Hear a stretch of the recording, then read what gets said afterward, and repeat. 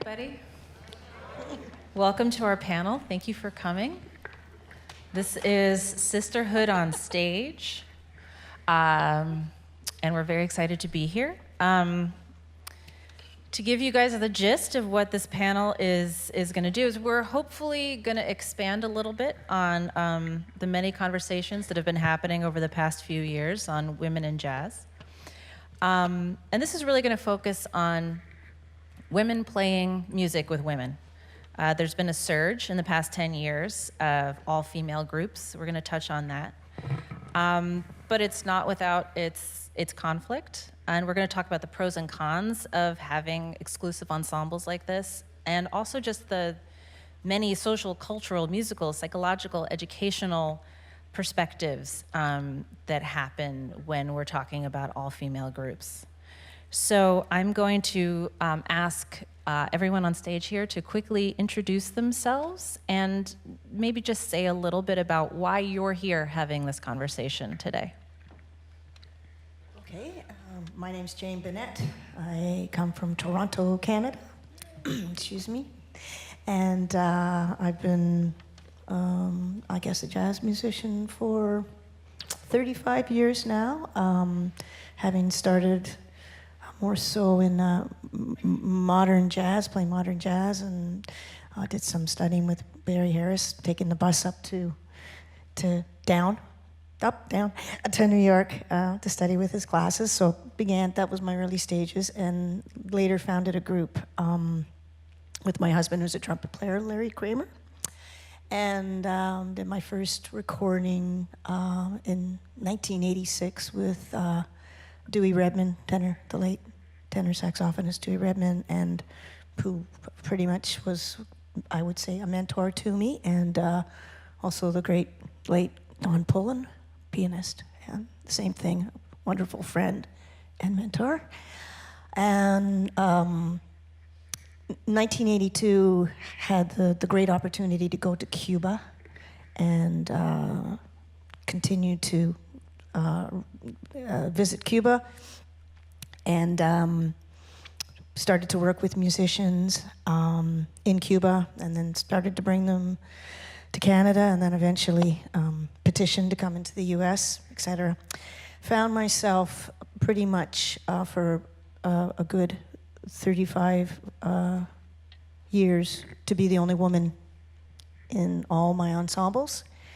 And 5 years ago, when I founded a Cuban group called Spirits of Havana, and many really tremendous musicians have come through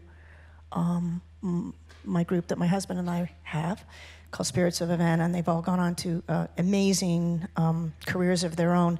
And 5 years ago, it dawned on me that I was meeting many young women in Cuba that were not continuing their musical studies after 20 years of being conservatory trained and great, history of music there. So I founded this group 5 years ago. We're just in our fifth year now, which is called Maqueque. And that's my story, and we just finished our third CD. Yep. Thank you. I'm Monika Herzig, and I came a long time ago on a one-way ticket from Germany because I wanted to be a jazz musician. That was my dream, and kept following my dream. I did not go back. I'm still here, and have done many things, fusion groups and all kinds of things. I'm also faculty at Indiana University, where I teach in the arts management program. I head up the research arm for the Jazz Education Network. And when I came all these many years ago, it was 1988, then one of my idols was some of the people that I saw doing what I want to do, and they kind of looked like me. And I've read Marion McPartland's story, and early on when she came and she had her groups at the Hickory House, then she got her first review, and it said, well, she can play really well, but she has 3 strikes against her. She is white, she is female, and she's from somewhere else. And I thought, wow, that's going to be a tough road. And so over the years, you know, I have kind of the same situation. My husband is a musician. We often have groups together, and you're always the only one. You end up leading the groups. So 5 years ago, I finally decided, well, you know, I want to see how it works being in an environment of all females and put it together. And I had a lot of friends, colleagues, where I thought, you know, they are extremely great musicians, but they're not as known as well as they should be. And so I put this group together. Initially, we called it The Whole World in Her Hands, until everybody complained that you can't put that on a poster because the title is too long. So I came up with the title Sheroes, and actually Jane is on the very first recording, wailing away on the whole world in her hands. And we're going to put out our third recording in March with this group, Sheroes.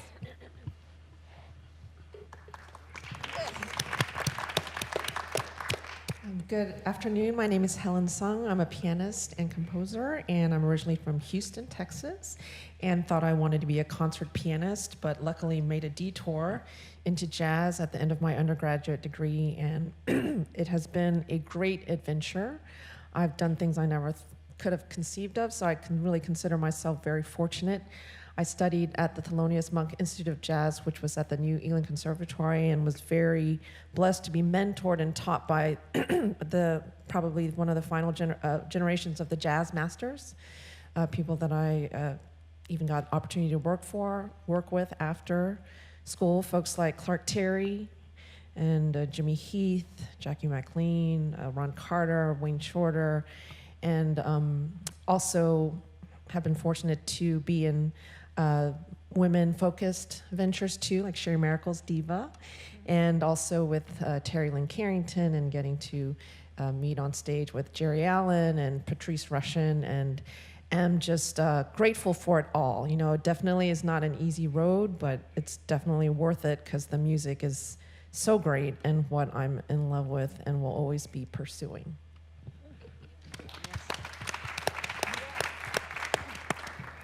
Hi, my name is Mayra Casales. I'm from Cuba. Ahora sí, papito. That happens frequently to me. And so I came to New York in the 70s, actually, mid-70s. My great friend, Carmen Lundy, I was in her band in Miami, and you know, mostly Afro-Cuban music is what I've done all my life. I was born in Cuba, and then my brothers are percussionists.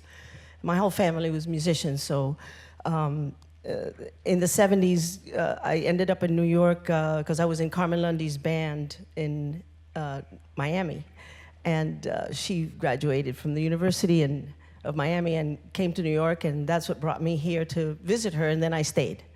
And you know, being here, I got to experience through Carmen and Walter Bishop Jr. I got to play with a lot of jazz musicians, and of course a lot of Latin jazz. And but then in 2005. I got called to do a gig. It was supposed to be a bunch of us women coming together to do one gig for this breakfast for Mayor Bloomberg. And from that, we ended up getting other gigs, and I ended up forming with several of the musicians there, like Nikki Denner and Jennifer Vincent. We ended up starting Cocomama, which is our band. I don't call it my band because it takes a village or a band to make everything happen.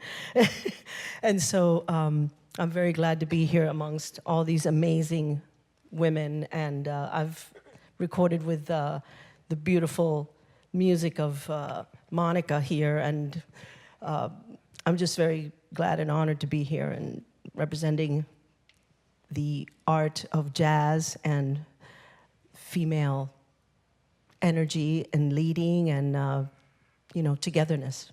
Thank you. Good afternoon. My name is Alexa Tarantino. I am a saxophonist, woodwind doubler, composer, educator here in New York. I'm 27 years old, originally from West Hartford, Connecticut. Wow, already? Thank you. I love that. I have been in New York for about 5 years and grew up in West Hartford with a non-musical family, but was very fortunate to have strong public school jazz education. And I actually first encountered Sherrie and DIVA when I was in high school here at Dizzy's Club. I used to come into the city all the time and see the Vanguard Band and come to Dizzy's. And after high school, pursued my undergraduate degrees in jazz performance and music education at the Eastman School of Music. And shortly after that, got picked up by Sherrie and DIVA, who truly, Sherrie has changed my life and influenced my career in ways I could never have imagined. From there, I moved to New York to perform with DIVA, supporting Maurice Hines and his one-man off-Broadway show, one-man big family of us off-Broadway show. And from there, started teaching and working here at Jazz at Lincoln Center, and have been really fortunate to perform and tour and record with Wynton Marsalis, the Jazz at Lincoln Center Orchestra, Vanguard Band, Arturo O'Farrell, and Cecile Salvant. Helen and I are working with frequently. So it's just been a dream come true. And as Helen mentioned, it hasn't been without its challenges. But I am honored to sit here, especially next to one of my role models and mentors, Sherrie, and with all of these women that I've looked up to and that I've encountered along the way, and I'm just looking forward to hearing the conversation and being a part of it, so thank you. Hi, everyone. Thank you, Alexa, but I'm not telling anyone my age. So I couldn't tell if you were applauding for Alexa's age or hers. Anyway, so I'm Sherrie Maricle, and for the last quarter of a century plus, I have been the leader and drummer of a band called the DIVA Jazz Orchestra. I moved from a town called Endicott, New York. It's the middle of New York State on the border with Pennsylvania. I moved to New York in 1985 just to play jazz. A few years later, I encountered a man named Stanley K, who was the former manager of the Buddy Rich Band, and I knew him from my music history books, and he called me and he asked me if I knew other women that played like I did. And I got very enthusiastic about this opportunity. Then he told me he wanted to start an all-woman big band, and reason being because he had not seen, since the Sweethearts of Rhythm and his experience, any women playing jazz anywhere in New York City in any of the big bands that that were still working quite a bit. Woody Herman, Maynard Ferguson, Stan Kent, and Count Basie. And he said, "That's interesting. That seems to be like we're missing an important part of the population that really can play this music." Prior to that, I was truthfully not interested in all women projects. I never thought about it. I still truthfully never think about my gender when I'm playing, right? I don't think any of us do. But anyhow, it was Stanley K, very, very serious. It was all about the music, which I was enthusiastic about. Again, because some other all-woman projects I knew about were more interested in what you looked like and what clothes you wore versus how you could play the music. So anyway, we had an audition in June of 1992, and 40 women came to that original audition for the band from many different countries, and we formed the original 15-piece band, and we've been swinging around the world ever since. Thank you. So I think you made a really good point, a perfect point for my first question, which is that nobody up on stage here is most of the time thinking about their gender while they're performing, or perhaps while they're choosing who to play with. But for the purposes of this conversation, we'll think about it a little bit more intensely. I guess my first question is pretty basic, which is, you brought up the history and the legacy of the all-female band, but what is the value of an all-female ensemble today in 2020? Why does it matter right now? Because they can play. They can play. They can do it. They can play, and they're good. But they're really good. I mean, many women can play, and they could be playing in many different bands with men and other women. What's the value of an all-female ensemble?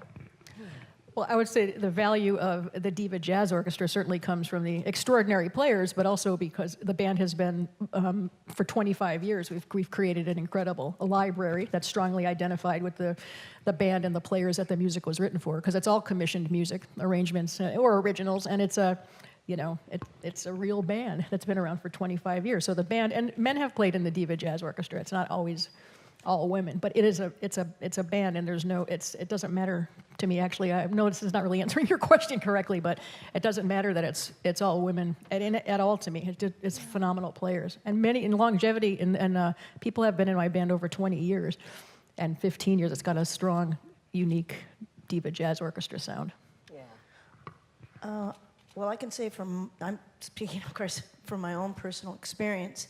My situation is unique in that my band is all from Cuba, and I think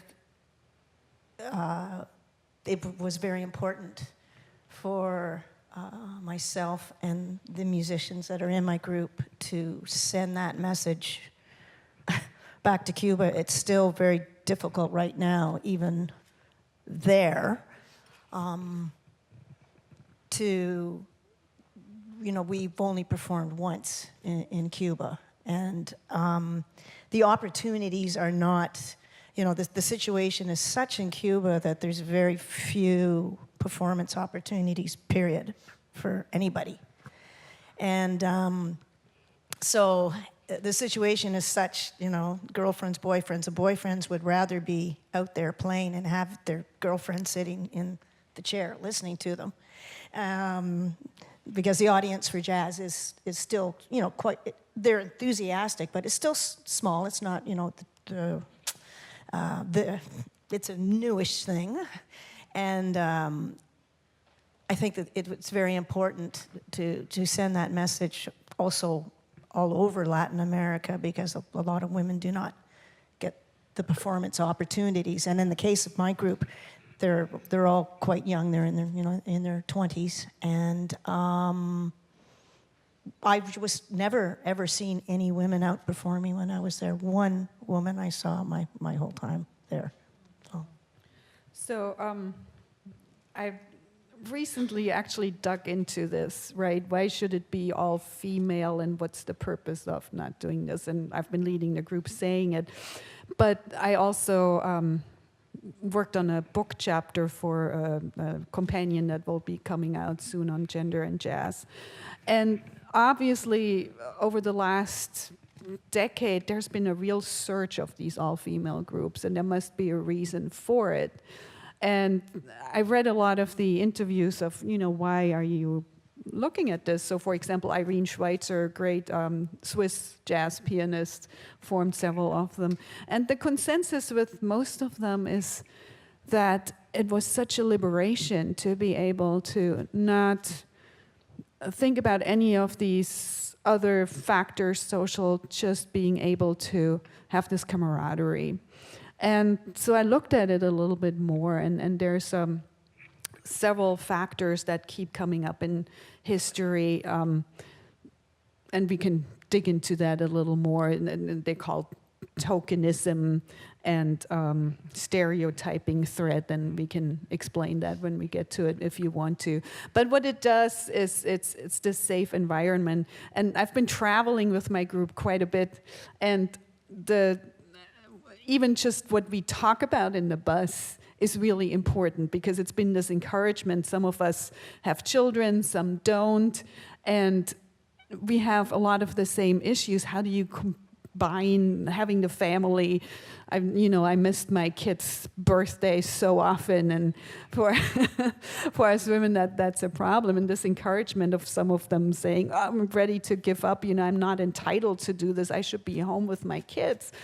And saying, no, you are entitled to do this. And that was only possible in some of these environments. It's a camaraderie, it's an encouragement, and it's a freedom of expression that allows you to kickstart into other directions. That's interesting. I'm curious if anyone else on the panel has felt that sort of switch and been enabled to find camaraderie and maybe make some decisions that are better for their careers, better for their lives in working with women. And again, we don't talk about 100% women necessarily, but in working with women, has that been true for anybody else? Yes, absolutely. I think that, being that, women in general are nurturers, we nurture. We, when we have children or whatnot, we kind of have that care, that extra thing where we'll, like she said, the family, the things we talk about. And so we have that acceptance of each other in our private lives. When you're a band like us that we've been together for so many years, you're growing together almost like a family. And so everybody has things happening, and we connect with all of that as well, not just let's meet and play music. Like, I care about my bassist, and if she's depressed or this, and and I, we kind of connect in that way that's very important, I think, to women, or maybe to everybody. But it's a feel good thing. Besides the fact that with my band, sometimes we don't see each other for a while, but we get on stage and it's like we just saw each other a minute ago, and it's just it's this connection that it's inexplicable sometimes, and I can have that too in other bands that I've been with, but there's something about it that I guess it is that acceptance that we all are kind of we all need makeup, and we all we have all these other things that we all can share as a unit, as a moving. So it's less isolating, perhaps, than some other circumstances. Alexa, were you going to? Yeah, just to add on to that, through DIVA and some of the other all-female ensembles that I've performed with, there was I've been in a couple of off-Broadway situations or things that were put together for a record or a series of shows, and I've been asked to put together one-off performances of an all-female group. And with DIVA in particular, I mean, I've made some of the best friends in my life that I will have for the rest of my life. I could call them if I was stranded on the side of the road. It's not even about the saxophone or jazz, but it's, I think I also joined at a time in my life where I was used to being the only woman in everything. And I think coming up, it wasn't, I mean, we all have had our positive and negative experiences, right? But that was just what I was used to. There wasn't really any second thought about it. But looking back on it, makes you feel like it can only ever be that way. There can only ever be one. So then I thought to myself, wow, when I run into, another female saxophone player, I'd be like, oh, can she play? Because I don't want, I want us to be all making each other look good here. I don't want to be, I would have this weird kind of chip. And then I realized after being with DIVA and making these friendships, like, wow, I just felt like I grew into this whole other person that enabled me to just fully be myself and not have it just be about, okay, get on the gig, play all my stuff, play my absolute best all the time, and then, okay, I made it, and go back to my hotel room and wake up and do it the next day, and, try to stay cool, be respectful, be a pro, whatever. It was more like, it was just developing these stories and these bonds throughout. And I actually, from there, Lauren Sevian, a baritone saxophonist that has worked with DIVA a bunch, we started our own group where with a rhythm section that's not particularly all female, but it is, I guess, the two of us co-leading. And so I think it just clicked something within me, like, oh, I can call other women to play in my band. It doesn't have to be just me. And then I think from there, it actually clicked something for me when I'm with my male colleagues too, because I've noticed lately when I'm a leader, I almost feel more comfortable being like my crazy goofy self, because I feel like it's about calling your friends, it's about calling people that make you play better, that you want to play with, that challenge you and that inspire you as people. So something about this all-female situation, I think, just opened up that world of it's not strictly about the notes and the rhythms, but it's about your personalities and growth and all that. So when you first brought up the question, two words came to my mind: opportunity and community, which I think the ladies have talked at length about. So I'll just add one final thing. I think jazz is a unique music in that the growing and the developing of it happens on the stage. There are things you can't learn, you can't get to in a practice room. So any opportunity, I think, if it's all female or if it's not, the opportunity to play is invaluable, and it's not replaceable. And to be in a setting with all women, I think the potential for community, like the ladies have spoken about, and also mentorship and encouragement. I think those are all important human things we all need, and particularly so in the arts. You know, I wanted to mention somebody that, you know, was detrimental in my life about band leading, Regina Carter. Regina Carter, I had the blessing of playing in her band for almost 10 years, and she taught me how to be a good band leader, how to take care of her band. She brought us into her unit as a part of her. It wasn't, I'm the artist, and she was the artist. You know, she was on verb. I mean, it was a beautiful time for her. Great things happened in that band at that time that I was, you know, had the honor and pleasure of being there. But she just showed me that, you know, how to make a family out of your band, whether it was all female, because her band was not all female, it was just her and I, and then the rest of the cats. But we were all like one, and that was really key for me. That lesson was my greatest lesson as a band leader. Then having the girls was a bonus because, again, the comfort or the camaraderie and the, you know, but still I feel like in an ensemble that you're together for so many years, you know, as a group, there is or has to be that kind of thing too, where you all have this unified feeling, and that makes it much more comfortable, whether it's all female or not. But I think it comes from the head of the situation, you know, whoever's really pulling us all together, you know, like Monika pulls us all together, whether it's all girls or you know, because sometimes when we have subs, I can't find another woman to kick the clave and play bass like Jennifer Vincent, so I got to get a guy, or, you know, and it's wonderful. We have so much fun with our peers that come and play with Cocomama. We really do. But there is, you know, that element of how we get unified with each other on stage when we make those sounds together, you know, and off, you know.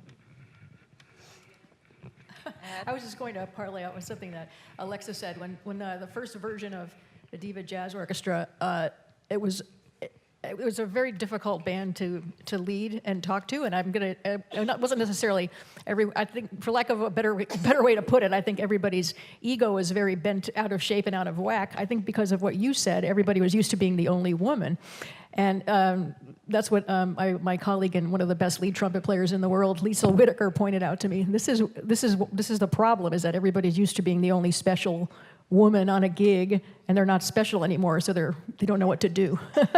So I actually called every big band leader I knew, and every one of them, I said, how do you handle this when people, I mean, the amount of, I need to play all the solos, I'm better than her, I play better than this one. I mean, it was really crazy, and I was shocked about it. And I just remember John Faddis had the Carnegie Hall Jazz Orchestra, and he goes, whenever someone asks you a ridiculous question, just tell them to F off.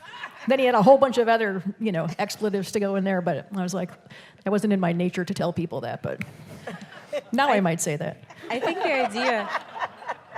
the idea and the question of can there only be one is really interesting and really complicated, because it's what you both just talked about of there being this sort of extra competition, right? If there's scarcity and you can only be the only one, then you're perhaps more inherently competitive with people you'd prefer to be supporting at some times.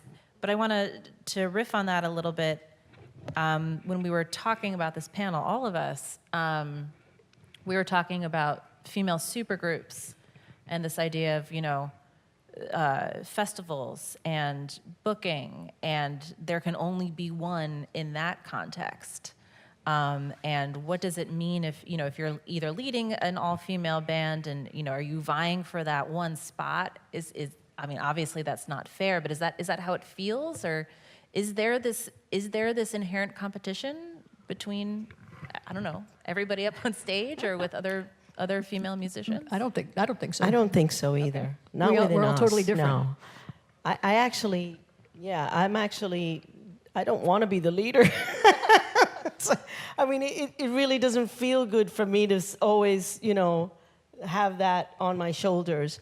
I actually try to give it to my band members. I want them to feel like this is theirs. It's not mine. I mean, as a band, as a band, like, okay, we're trying to hit the festival circuit, and we know it's either going to be us or another band. Oh, like they're not, I see, we're not going to get booked. There aren't going to be 5 different female bands booked. Yeah. I see. Well, No, this is something actually that's put on us from the outside. So the issue is, so let me explain this tokenism idea. And, it's not like female bands are a novelty. There were great female bands from the beginning. There was, Kay Ray did 2 wonderful documentaries on this from the early jazz groups during the World War. When there was space, there were incredible female musicians. But they've not become part of history for many reasons. So it's the ever-emerging field. So after 100 years, we still have an emerging field of women in jazz, which is ridiculous because it's been there. But, if you look at the social environment, so there was this feminism movement, 60s, 70s, great, a lot of search. The Women in Jazz Festival in Kansas City came out. And then comes the 80s and 90s, and we have this post-feminism things. And that's what happened with this idea of tokenism, meaning there was this backlash. And even if you look at interviews with some of the great players, they were all like, we don't even want to talk about this. We're just great musicians. This is not a topic. But what happens when you have that, and it happened in business the same way, you have the one outstanding one. Look at, there's a female leader. And it's this token in the field. Great, we did it. We have one film. But what it does to the person, so from the outside, the pressure is put on, you have to prove worthy. And what happens is that's this competitive nature. That's why you got all these competitive females, because they were taught from the outside that they better be better than everybody else to prove what they are. And they're used to being the only one special. And it turned around, luckily. So why we see this surge of all-female bands is realizing that this tokenism is not healthy and it's a pressure put from the outside. Is when you try to overachieve in a setting, you're not doing what you do and you're not doing it naturally. But what we're fighting right now is this tokenism with the super bands and everything else. So most festivals or presenters go, oh yeah, there's this women in jazz thing, so we have to be inclusive. So let's hire a group and check off, we got it covered. We have a female group in there and do the rest. And so that brings back that competitiveness, because suddenly there's this like one slot and one space that we can fill, and you better be better than everybody else. So that's actually a thing that we still need to work on. And the European Jazz Festival Association has a mandate by 2030 to have at least half participation. Which, hopefully it works out in a natural way. I mean, we can discuss that too. But meaning... So you expand on what you mean by a natural way.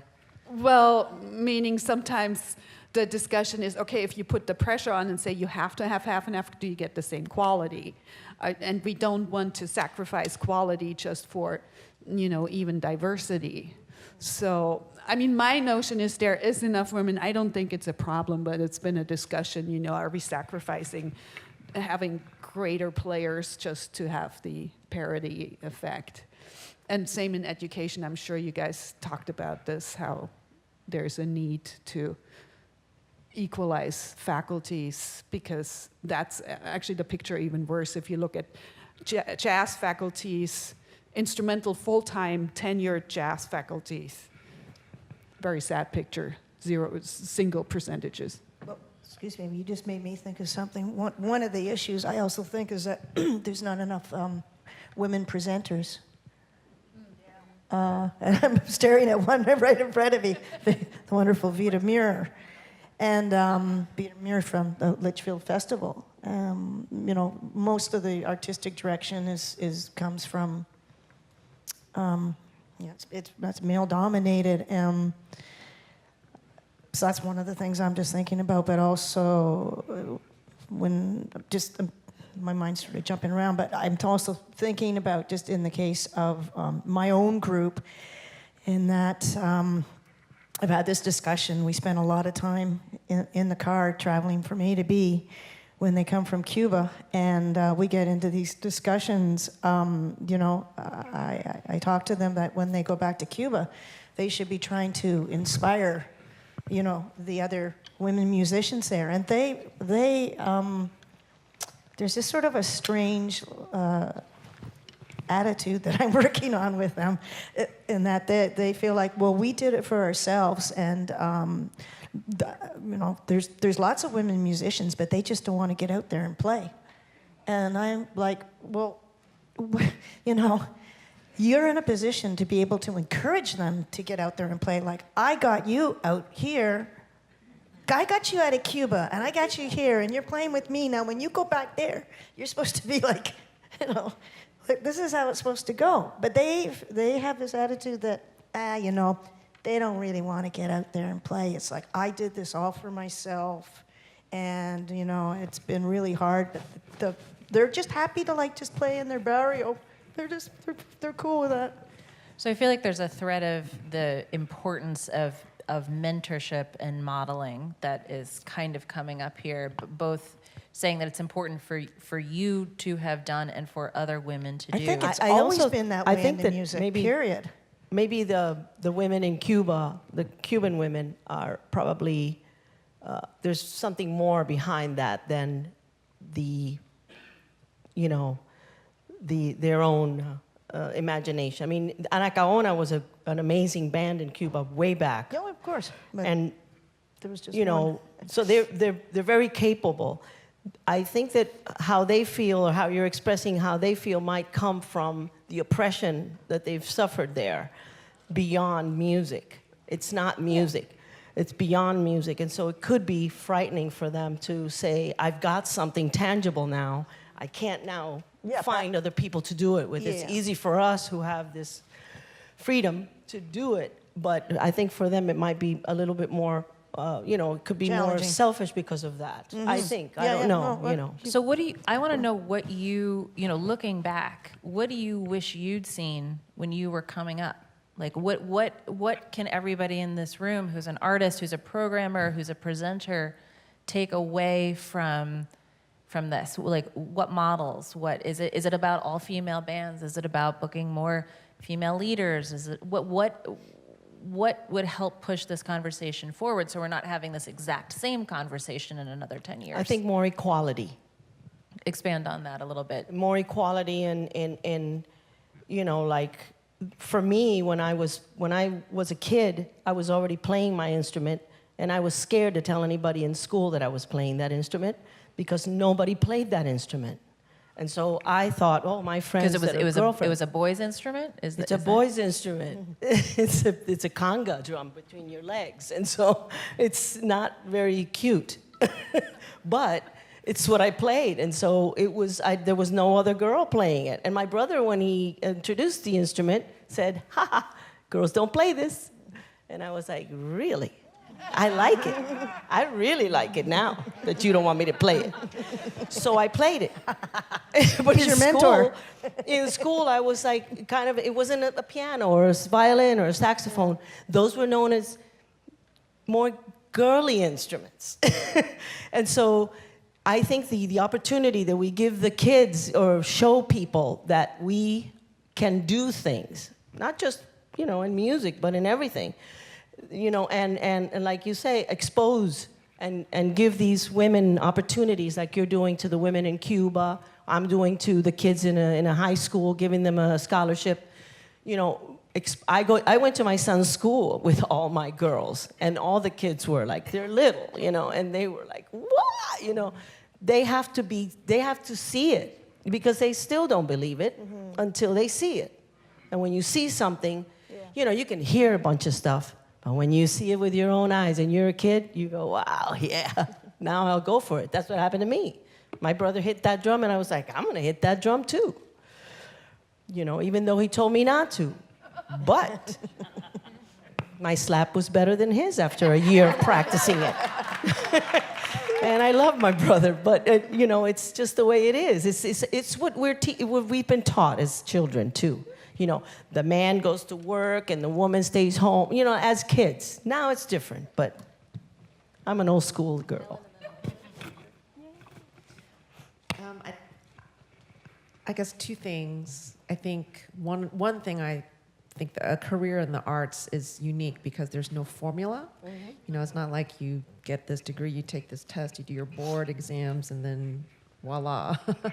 And that's one of the challenging things, but also very exciting because that means you're free to blaze your own trail, right, in some ways. But we all need people to look up to, role models and mentors, and I think we're doing it. I think the jazz community is doing it, I think women like these, and I'm sure there are many others all over the nation, all over the world, to have proximity to young women who want to play this music because to show them what's possible. And also I just applaud,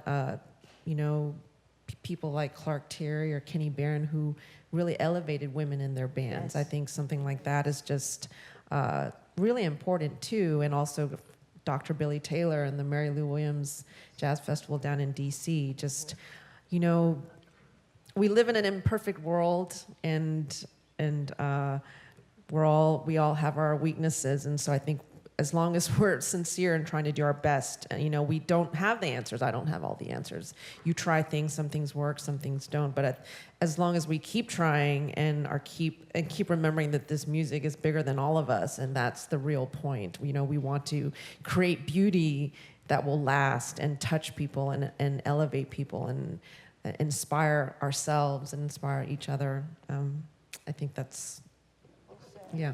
Part of it.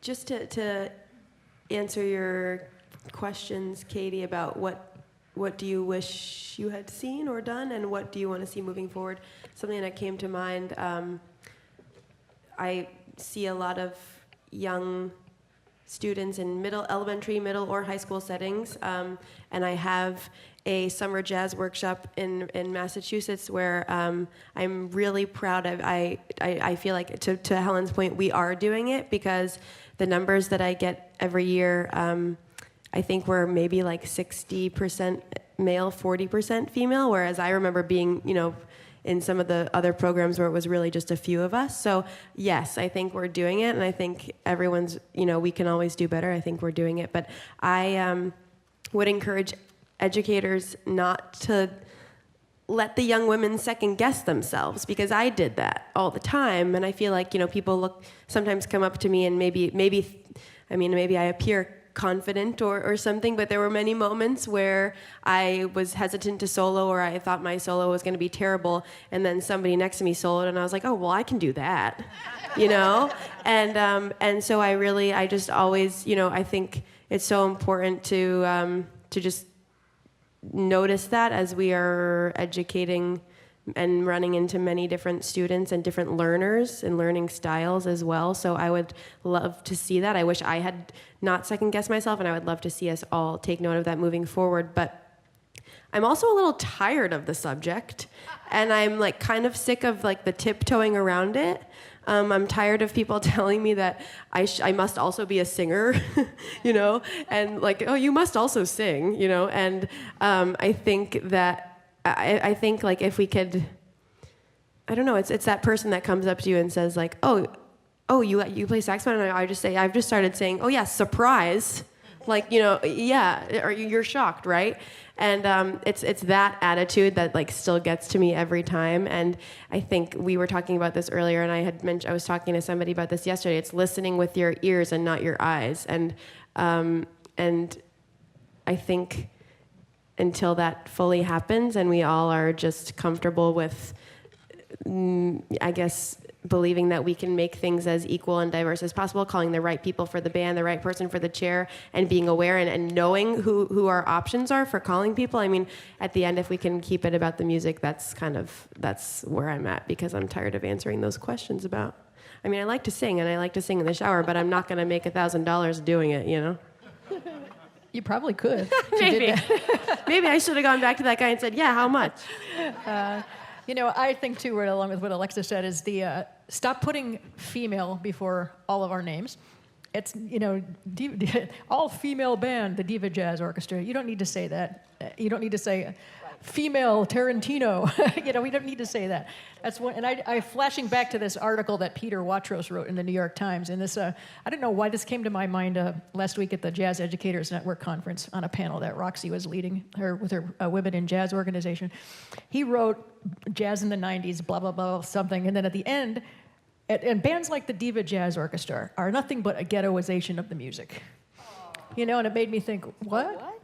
Well, then how come Count Basie isn't that? How come Buddy Rich isn't that? How come Woody Herman isn't that? Who are all men all the time forever and a day. And it just struck me as such a weird thing. And then realizing that a lot of people, when they describe us and our bands and what we do, you know, are just individual players. It's always like, Helen Sung, female pianist. You know, you don't say that about, you never use male when you're describing a great jazz musician.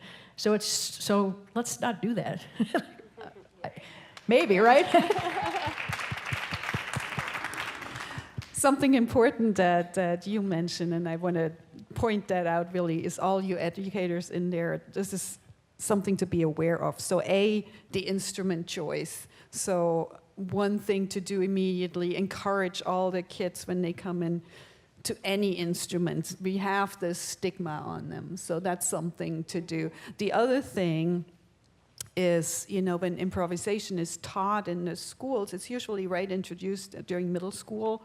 And middle school is when the girls enter puberty, and the worst thing you can do to a girl in puberty is say, get up in front of all your classmates and do something risky where you could look silly in front of most girls will not. They will freeze, because as a girl in puberty, you need the reinforcement of your peers, and you're not going to step up. And the boys going, me, because they want to impress everybody else. So this is where you start the great divide. So something to do is, it's just encouragement, things that everybody gets to do. So, you know, because we keep having these discussions, but we're not really uncovering what these underlying issues are, why there are less that get to that point. And this is where it starts. So this is where we can jump in and change some of these things. So all through education, this encouragement of being involved. And then the perception issue, exactly what you say, you know. Okay, they enter the stage, they look different than everybody else, and it's still so deep. And that's another thing why we can't stop the conversation yet, because it's still changing. Last September, I played at a jazz festival. It was great, and it was actually a female band leader and me and others. I walk off the stage, and the guy in the front row congratulates, said, "Oh, that was really great, wonderful. And, you know, I didn't expect that. You look more like a school teacher." And I was like, oh. What a brain dump. What did you expect exactly? So I am a school teacher. That's horrible. Go ahead.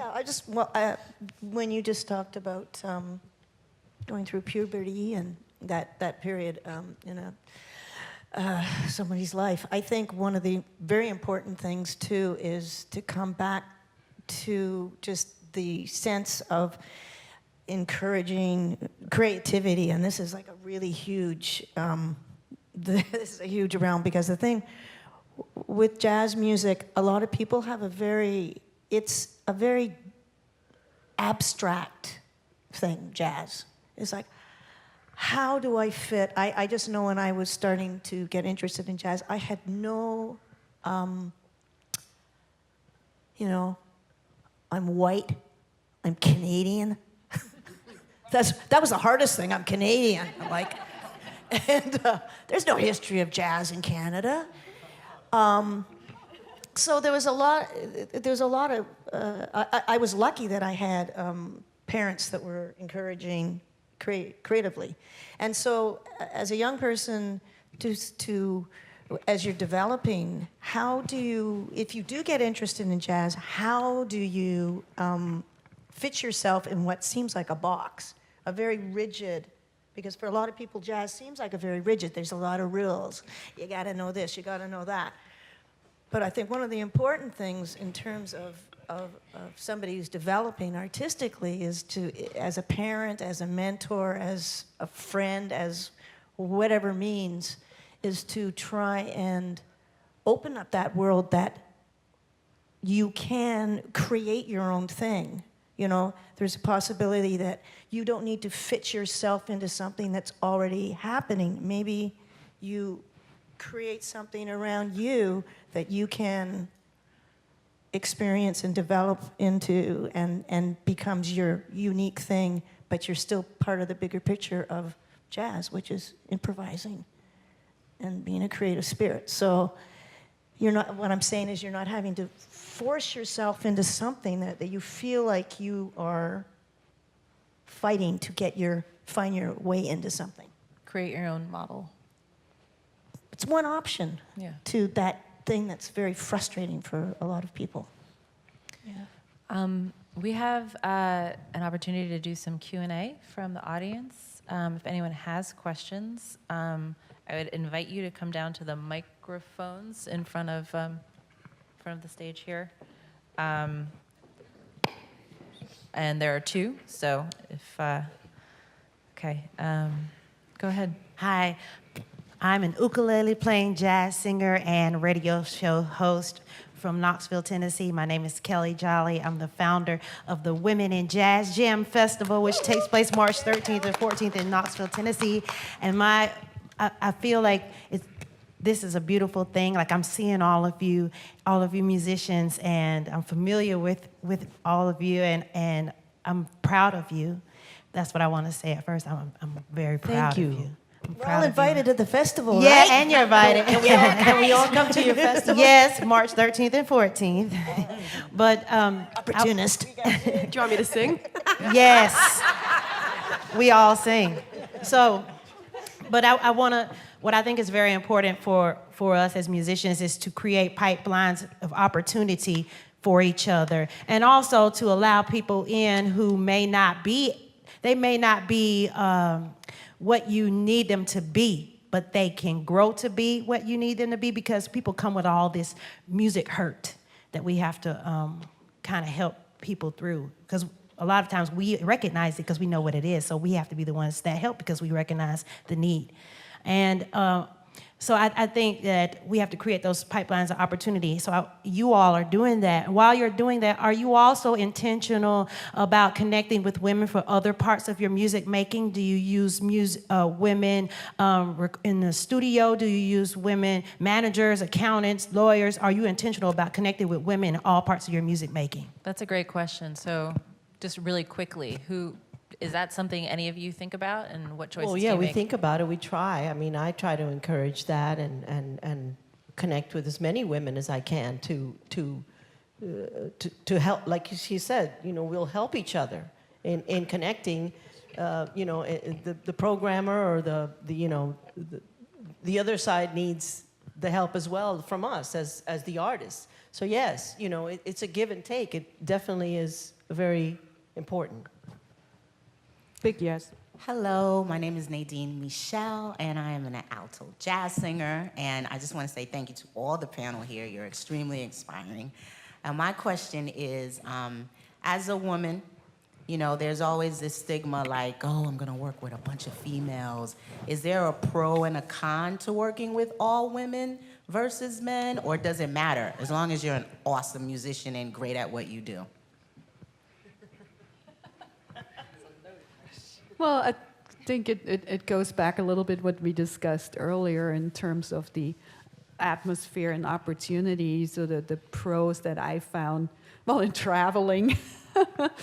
It's this community building of the conversations and encouragement for each other that you can have. Right. And especially the ones for which ones it's hard to do this road business that often can't be done. I would definitely say that's a pro. Mm-hmm. Cons, I really haven't discovered yet. I mean, I'm not excluding, and I play in plenty of bands with everything else.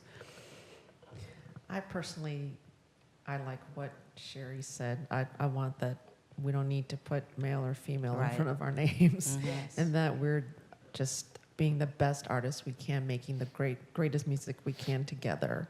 So that's always been my priority, and also, yeah. So Yeah, when you're up there performing, you're becoming as one with the sound of the music. Right. You're not becoming as one with the attitudes or the the gender. But like Monika said, within a band that's been together for many years, or you're traveling together all the time, certain like things you're a become family. more unified. Or because I've had plenty of bands that I'm the only female, but it's been great. It's been Right. fine. It So seems- it's within the music. No, it's you do play, and you'll always just do what you do. Yeah, and I agree with Ms. Tarantino. Like, it's kind of like silly, like, oh, putting female in front of everything. Happens in hip hop. Like, I know a lot of women that are MCs just as great as the fellas, but it's always like, oh, she's a female MC. I'm like, no, she's an MC, not just a female MC. And I work in advertising, it's the same thing. Like, since the Me Too movement, people are like, oh, we want a female executive creative director. I was like, yeah, she's good, but this guy is just, better. She's great, but I don't want to say like, yeah, good, put her on because she's a woman, but don't you also want her to be an excellent executive creative director, not just because she's a woman, Well, I have something, maybe I don't want to throw a bomb here in the last 10 minutes of our. I think sometimes, because, and I don't want to start anything, but Start it. Well, the whole affirmative action thing, like, I think sometimes, and I don't know that situation. I think you should have the woman there because she needs the opportunity and the chance to grow into whatever it is, because women just haven't had that much opportunity if you're going to look at hard numbers, right? I know every situation is different, but I just think those are some of the. If I were in charge, that's something I would be willing to quote unquote give up, because you need. How else are you going to get people who are great if they don't have the opportunity? So. Thank you so much. Hi, my name is Jasmine Sloan. I'm a trombonist, originally from Toronto, actually, and I just moved here to New York. So I've recently graduated from school, and the last couple years in college, I had the great opportunity to participate in a lot of all-women groups and bands and stuff like that. However, I think since it is so new, as especially my years, we started getting closer to graduation and starting to enter the professional world, that whole competitive aspect came back. Like, it's like we almost didn't have it anymore. So I just wanted to ask you, how can we maybe smooth that transition from having these great all-women opportunities in school and then getting into the professional world where it's maybe not, the space isn't there as much as it is in school sometimes. I'm impressed you had an all-women ensemble in school. Yeah. Wow, that's great. Well, I think being prepared to be professional in any situation is the key to it. And I'm going to use the example of Alexa when she took over the lead chair in my band without a rehearsal and just with like here's 400 charts, Alexa, can you learn them by the gig? And she came to the gig and played like she had been playing in the band her entire life. It was extraordinary. So that level of professionalism and preparation for whatever gig you're trying to get, I think, is really important.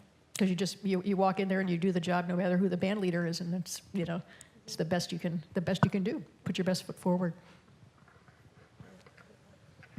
But that's one good example why we still need to talk about this and change it, because it shouldn't be that you step into the other world and it goes backwards. Yeah. So keep working from the roots and the affirmative action to some degree. Yes, we do have to make sure.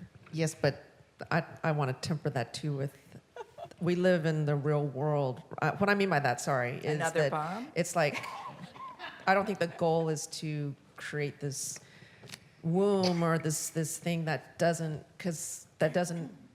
exist, I guess, or it's artificially put together. It has its purpose, right? But I think we all want to be able to stand on our 2 feet for ourselves and who we are and me, man or woman, Let me say one more thing to you. I'm sorry that also going with Helen saying you belong here and you belong in the music. So when you go into any situation, when you show up, you belong there, and it's the opportunity is there for you just like it is for anybody else. So just have that attitude is very important, and understanding.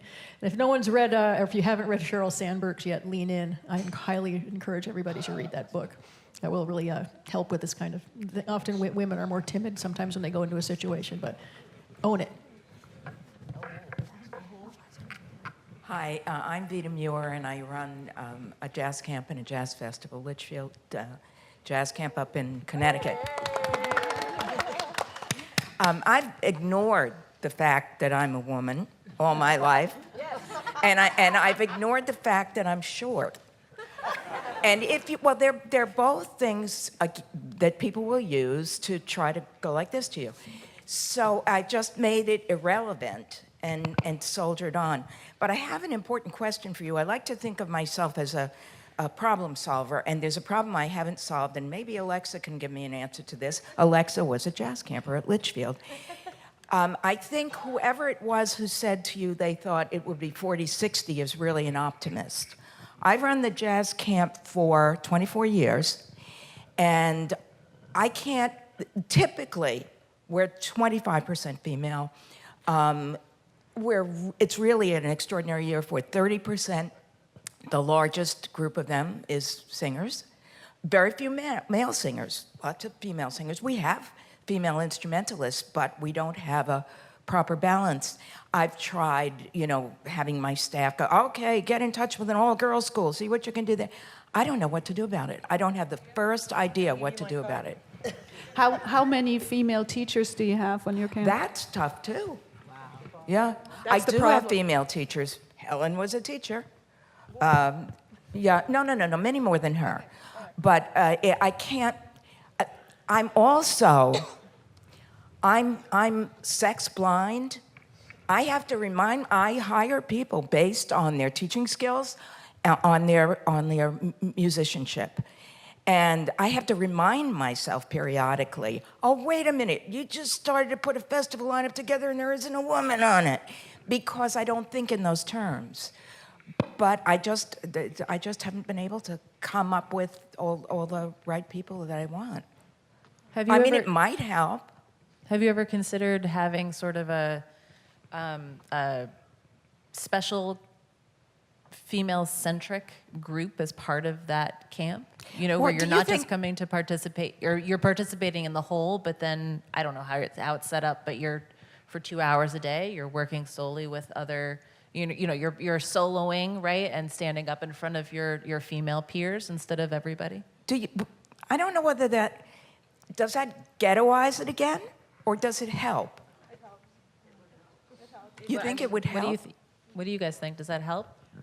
I think it helps. I've been running Jazz Girls Days for a few years, and I know somebody else, and I can see the difference when they perform and get together, especially those 13, 14, 15-year-olds. A, they're very excited to see the peers, and B, they drop all these inhibitions. Are they instrumentalists, mostly? Because I see that among singers. All instrumentalists. Yeah. And the key to this, I have all female mentors for them too. The thing is, yes, there are, if you look quickly, of course you see more quickly the typical, all the teachers, and then if we have this education disparity, it would take a little bit of searching. So obviously there are tons of great female, it does take by purpose looking, and you'll find high quality teachers, but it'll take a bit of looking because they're not that obvious. And the ones who are high quality are so good they're on the road. We just have a lot more questions, and I want to try to get to everybody, and we have about 4 minutes left, so. My name is Russ Davis. I do the jazz program for the Voice of America, and I've been a jazz presenter since 1978. Please, time is short. A few episodes, and then one final question that hopefully will be a yes or no. I've interviewed Gretchen Parlato, and I began the interview. We're here with the lovely Gretchen Parlato. And then I stopped. I said, please forgive me for having said that. Would I say, we're here with the handsome Kurt Elling or Michael Bublé or Al Jarreau? I wouldn't do that. I was interviewing Ingrid Jensen, and I said during the interview, okay, I'm going to bring up the gender issue. She said, gender schmender, let's talk about music. And then I do specials from time to time. I do a special program each time with a theme, and I'll often do Ladies Take the Lead. My question is this: do you feel that in the evolution of society, it's getting down to human quality instead of age, sex, race, all of that, and that it's time for me to do away with those kinds of specials and those kinds of things? A simple yes or no will do. Yes. No. No. No, I agree with Helen. No, we're not there yet. I wish. Well, just a quick answer. I think our differences are not bad things. The things that distinguish us from one another are not. I don't know. I think to celebrate women, that's awesome. I mean, just, you know. I'm confused. We just confused you, didn't we? Sorry. That's okay. Okay. A question and suggestion. When you're working with women of different backgrounds and cultures, how do you resolve any enhance and resolve any multicultural issues? And in terms of females, I think there's a term in special education called people first language, but instead of which focuses on the person instead of disability, maybe we can take that and apply it to music, where we can focus on the musician, not the person's gender, etc. Yeah. And Yes. I'm Adrienne DeVore, Let's do Frederick it. P. Jazz Vespers Series. Thank you. Hi, Thank you. my name is Akua Dixon. I'm a cellist. And I have Yes. to say, I've worked And a with very a lot good of the one. ladies up here. When I saw the sign, Sisterhood and Jazz, I was very excited. I feel like at this point in my life, I'm an older musician, I make it a point, especially to go into schools, because I didn't see myself as a black woman in an orchestra or in a band. And I don't see myself here today. And it's really disturbing. How can we be more inclusive and not have a quota that you have to have this many of this kind of person, but at the same time show the entire spectrum of wonderful female musicians? Some of my Sheroes that I actually got to work with and pushed me on were Melba Liston, Dorothy Donegan, Mary Lou Williams, okay? Wasn't there one black woman who could have sat on this panel today? Yes. We discussed that earlier. I figured you did. We had a Oh yeah, you know. we had a But long- it doesn't look good. No, we had And a young long black girls- we had a I'll let discussion her about explain it. I'll let her this explain. in advance of this panel. Mm-hmm. No one out here on the stage picked any of these. You I know, know. picked ours. We didn't pick ourselves here. Yes. So I think that it's an excellent question, and Mm-hmm. I think that it's something that I hope everybody in this audience understands that we brought up, we discussed, and we assumed would come up because there is a discussion of intersectionality, I think, that would be very important to have if we could have, well, we're out of time now, but if we could have another hour with this. And I thank you very much for bringing it up. Thank you. Yes. Thank you, Akua. We love you, Aku. I have a quick comment to piggyback on hers. Sure, go ahead. And also the other woman about intentional presenting. So I work at the University of Massachusetts. I also am the festival coordinator for the Springfield Jazzy Roots Festival, and we do our programming with intent. So we always have women and people of color in the list, and when we make our choice, we pick those people. So I feel like it's not hard. I mean, I saw another local festival where there was not one, maybe out of 10 groups, there was one group of color. And I said, that is also intentional presenting. Mm-hmm. You have to do that with intent. There's no other way that you can do that. So I'm saying to the presenters and the folks here, do your presenting with intent. Have a list, have an advisory group. If you don't know who to book or you don't know how to get at those artists, you have a local advisory group and you ask them to do the research for you. And you book women and people of color on your stages. That's it. It's easy. Okay, so I'm being told we're completing our panel. I really want to thank everybody on. Wow. No, you gotta let me say something. Okay, really quick. And I agree with the others because I just came out of the diversity panel discussion, and when I walked in, I thought the same thing. But I was preparing to say hello to everyone, those who I've worked with, those who are members. Hi, Monika, and thank you, the diva lady here, Sherrie, who performed for our festival. My name is Jackie Lennon, and I'm the president of International Women in Jazz. So I do look at everything. But I like to have fun, and I like to congratulate you on a wonderful topic. And we're having our festival we give every year, and the next one is April 18th, and it's at St. Peter's Church, the Jazz Church. That's our headquarters. So please stop by, say hello whenever. Appreciate it. Thank you all for coming. Hi, Helen. Thank you. We appreciate you. Thank you very much. Can I just say something real quick? I promise. This is really quick. We're gonna pull off stage. 5 seconds. My name is Joan Belgrave. Marcus Belgrave was my husband. He was Jerry Allen's teacher. Jerry came to see Marcus. Marcus came to see Jerry at her school, and she was intimidated by all of the boys. They were picking on her, okay? And what Marcus told Jerry to do was to go home and write some music.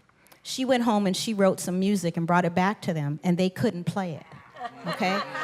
They couldn't play it, and that leveled it for her. But what I want to say is that Jerry started the all-female jazz camp in New Jersey. Yes. And if you have a problem finding female musicians, female teachers, call them. They know. They know where you can find people. Now Regina Carter is taking over. It's a Detroit thing, okay? And it's being renamed the Jerry Allen Jazz Camp. So there are ways, there are places where you can go to find that. It's being renamed the Jerry Allen Jazz Camp, but it's been called the All-Female Jazz Camp, and it's in New Jersey, and it's a whole week. I'm president of the Jazz Development Workshop, which is the same organization that taught Jerry Allen, Kenny Garrett, Kareem Riggins, all of these people that came through Marcus. I've given scholarships to young women to go to that jazz camp. Okay, so we have to encourage each other. We have to push forward. I'm sorry, I went over my thing. Thank you. Thank you, everybody.